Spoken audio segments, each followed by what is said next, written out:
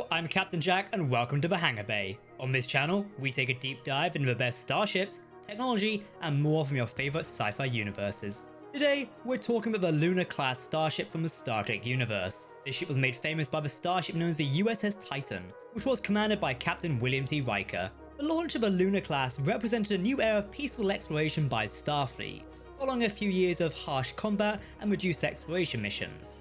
Let's take a look at the ship. Remember to hit that subscribe button for the latest videos, and let us know what you think of the ship in the comments below.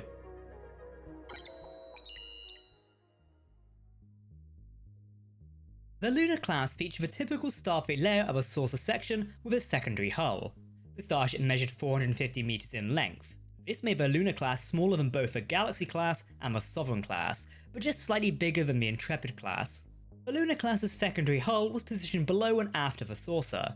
It allowed two warp-drive nacelles to connect dorsally to the secondary hull, with pylons that angled ventrally.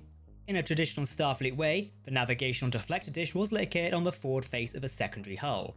The Danobe-class runabout inspired the Luna-class, sporting the roll bar mounted near the aft dorsal of the saucer section. The sensor fitted to the Luna-class was somewhat similar to the type fitted on Starfleet's Nebula-class starships. However, it was kept clear of the ship's systems to minimize interference. Tactical system-wise, the starship design was heavily armed. It featured phasers, with a phaser ship housed on the saucer section. Both photon torpedoes and quantum torpedoes were available for the Luna-class to use. Each launcher was positioned to either side of the starship's main deflector dish. Shuttle bay-wise, the Luna-class had its bay positioned on the aftmost section of the secondary hull. It was a well-sized bay, allowing multiple shuttles to be docked at any one time. The primary impulse engines were located on the aft-facing area of the saucer section. Warp system-wise, the Luna-class had a cruising speed of warp 8, but a maximum speed of warp 9.9. Interior design was mostly similar to the Sovereign-class design we had seen in service during the late 2370s.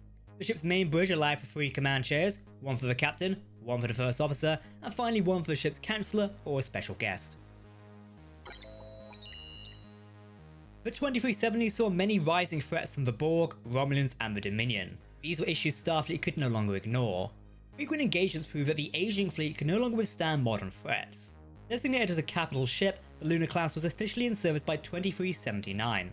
Some Star Trek Expanded material states that the prototype of the class, the USS Luna, was active in the 2370s. However, the USS Luna appears in the canon production of Star Trek Picard in 2401. Now of course, this doesn't necessarily mean that the ship was actually commissioned in 2401 instead of 2372. She could have just been in active service from 2372 all the way through to 2401. Confusing, I know. While designated as a multi-mission exploration cruiser, the Luna-class represented a return to Starfleet's core exploration mission. Starfleet, also, on occasion, designated the Luna-class as a tactical heavy cruiser. Typically, all Luna-class starships were named after a moon in Earth's solar system. Hello, beautiful. Admiral Picard, Captain Riker, welcome to the Titan. The most iconic starship of the Luna-class, the USS Titan, was launched in 2379. Newly minted Captain William T. Riker took command of the Titan in the same year. The captain had just transferred from the Sovereign-class USS Enterprise E. Riker's first mission on the USS Titan was to head up a new task force. This would take on the role of investigating the possibility of peaceful relations with the Romulan Star Empire. It followed the wake of recent events, which included the coup d'etat of Shinson of Remus. This coup eliminated most of the Romulan government. By 2380, the USS Titan was investigating a case in which terrorists attempted to use Veruvian ore to blow up Starbase 58. This led to the ship becoming part of a Pac-led conflict. Following the destruction of the USS Solvang and the fall of the USS Cerritos into the Pac-led trap, the USS Titan was able to engage 3 Pac-led ships and save the Cerritos from a complete destruction. The Pac-led conflict saw the USS Titan frequently engage with species. On one such occasion, the Titan was attacked by 8 Pac-led battle harpies. In 2381, Captain Riker and his wife, Deanna Troi, welcomed the first child on board the ship. They named him Thaddeus Thad Riker.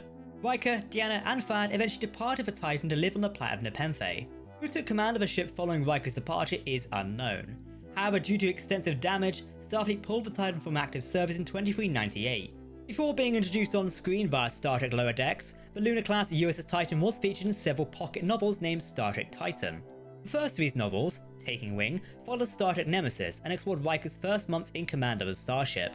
We highly suggest you read these novels if you're interested in the adventures of Riker's USS Titan. Your old command. It's the only sway I've got.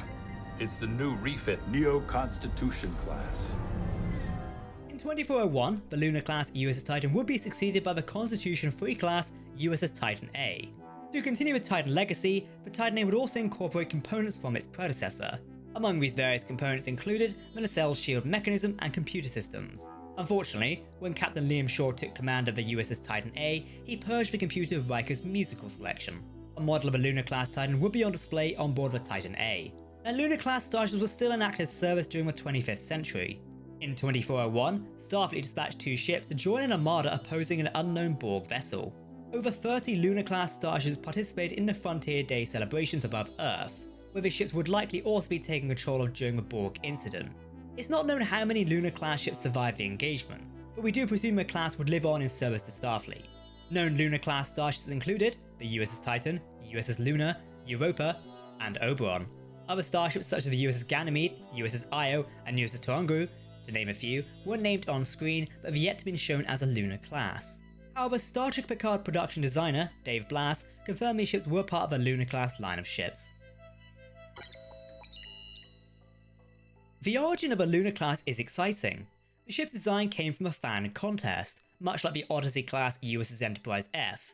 That competition was for a fan to design the USS Titan, leading to the Luna class design becoming real after all these years. While it was initially presumed the Titan design would be living up to its name, i.e. a very big ship, the competition ruled that the ship was around 450 meters long. This would make it smaller than the last 2 Enterprise ships, and slightly larger than the Intrepid class starship. Sean Torongu designed the Luna class USS Titan, the contest-winning design. His original design resembled the Sovereign class, but on a smaller scale. The USS Titan was originally mentioned in 2002's Star Trek Nemesis, when Riker left the Enterprise. However, we never officially saw the ship on our screens until the Season 1 finale of Star Trek Lower Decks in 2020. With that being said, fan art, animations, drawings, and renders produced many versions of the Luna class before it officially appeared on screen as part of the Star Trek universe. In Star Trek Online, the MMO video game, the Luna class is so popular it spawned 3 variants: the Comet class, the Polaris class, and the Sol class. Thankfully, once the USS Titan appeared in Star Trek Lower Decks, the ship's model in-game received a much-needed visual upgrade. Did you also know that the original script for Star Trek Nemesis has Wesley Crusher appearing and mentioning that he was being assigned to the USS Titan under Captain Riker? Sadly, the scene was deleted. We did see Wesley mention he was going to be Assistant Chief Engineer, and make reference to the Titan having a double refracting warp core. Sadly, we never got to see this. That's our report on the Luna-class starship from the Star Trek universe. Now, would you take one of these ships out for a spin? If you want more Starship videos, hit that subscribe button, and why not click the video on the end screen to learn more about the USS Titan's successor, which became the USS Enterprise G. That's the end of this video. I've been Captain Jack in the Hangar Bay. Remember, if you're talking about science fiction, we want to hear about it.